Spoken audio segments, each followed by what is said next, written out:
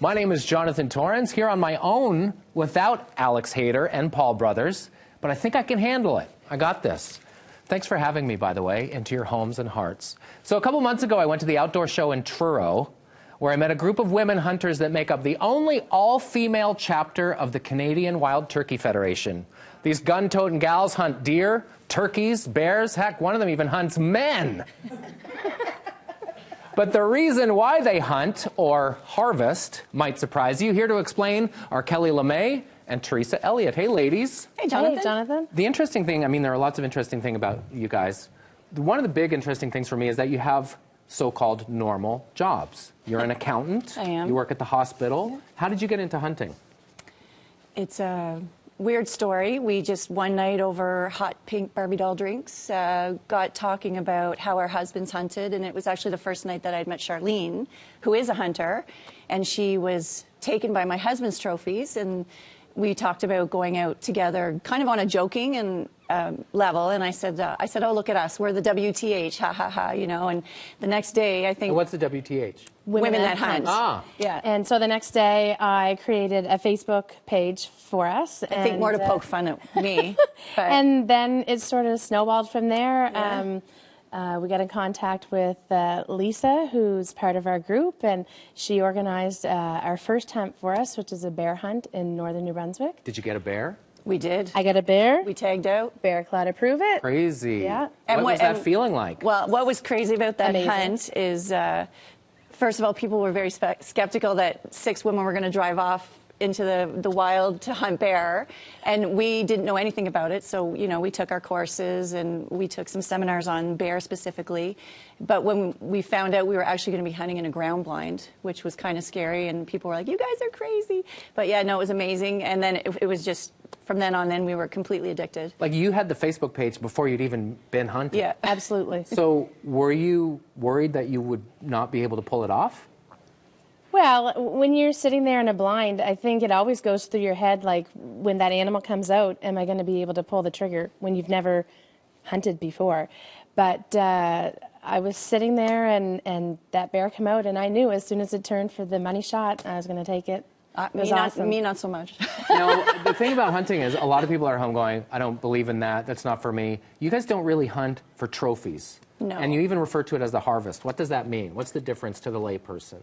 Well, I think because we're new hunters, it was such a journey for us, and I had never pulled the trigger before, so up to that point I was never sure if I could. But once you take that step, your whole mentality changes and you take responsibility for that. So it was all about, I've got to track the bear, I've got to harvest the bear myself. You took complete ownership of it, and then Charlene, because she was experienced and Lisa had experience, they walked us through skinning it, you know, gutting it, putting it into our meat packages, everything, and then from then on in, it was all about eating it. All about cooking it. All about cooking it, When yeah. you have how many kids and grandkids between the 6 of you? 19 and 2 grandchildren. Right, and one of your daughters dates one of your sons, and 2 of them are cousins, and one girl likes the other, but we won't say who. Like, there's your a whole lives are intertwined. Our kids have a whole family plan, who's going to marry who, so we're all connected.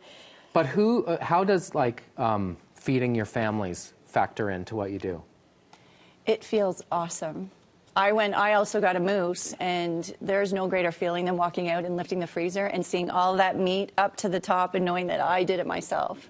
And every time I serve it, my kids are like, "Mom, this is awesome." Was that part of the inspiration for you too? Absolutely. It's nice to know that you can take this meat that hasn't been altered in any way and feed it to your family. It makes you feel self-sufficient.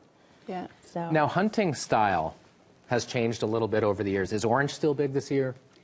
Well, yeah, it depends where you hunt, what you're hunting, the seasons, etc. Yeah, in most cases for big game here, you have to wear hunter orange, a hat and a vest. And big game, you mean like rats and squirrels? Deer and bear. Deer and oh, bear, okay. yeah. Do we have bear in Nova Scotia? Is there a bear hunt here? Yep. We've brought along some models from the Mother Hunters group. Yes, we Here have. to demonstrate just what you wear in the woods nowadays. This is Kim. Hi, Kim. She's wearing what? That doesn't look like camo or orange to me. Well, Although I'm colorblind. Yeah, no, this is actually an awesome base layer that we got from Stampil's Take It Outside. We love it because it is super warm. It's got four-way stretch, and it doesn't limit your mobility at all, or it's not bulky, because you're definitely all about layering. Yep. This has a transfer fiber technology that wicks away all the moisture. So one thing I learned this year, and my husband taught me, is you pack light, you freeze at night. So you take lots of layers, lots of clothes with you, and you start out with thin layers walking in, and because so many things can change from when you start out hunting to where you base. And with a simple change of accessories, Kim can glide from day into night. That's right. Let's bring out the next model.